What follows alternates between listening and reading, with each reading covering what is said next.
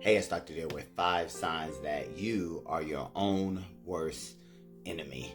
You know, a lot of us spend day to day making ourselves feel bad about ourselves, because we stay in here. I always refer to in here as inside your mind, and you're believing everything that's going on in there.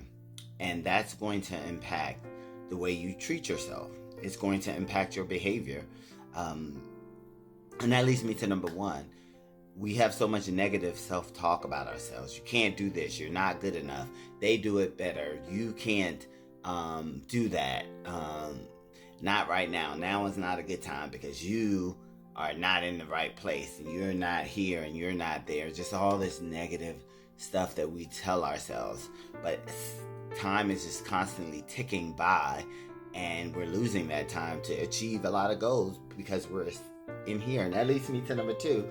A lot of imposter syndrome. We just don't feel like we can do stuff even though we're fully qualified to do it. People compliment our work.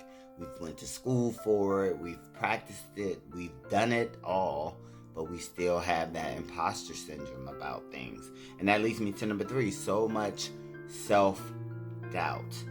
A lot of people get self-doubt from in the past when parents told you couldn't do things or you couldn't do that, or they wanted you to play it safe. And I think we carry that into adulthood.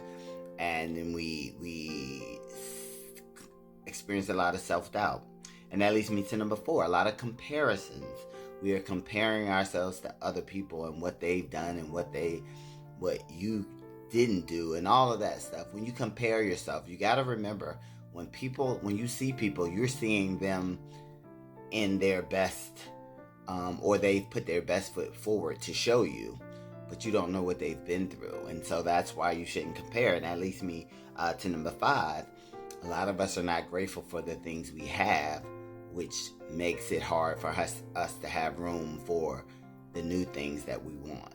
You have to be grateful for what you have before you get new things, in my opinion. I feel like the universe is like, oh, they can handle it, they've got it, they appreciate what they have, on to the next level. So I'm always thanking God for the things that I've accomplished, the things that I have, my family. I thank God for everything that I have, so that I can open myself up for more things. These are just my tips, but you are your own worst enemy. A lot of the things that you don't do are based on fear.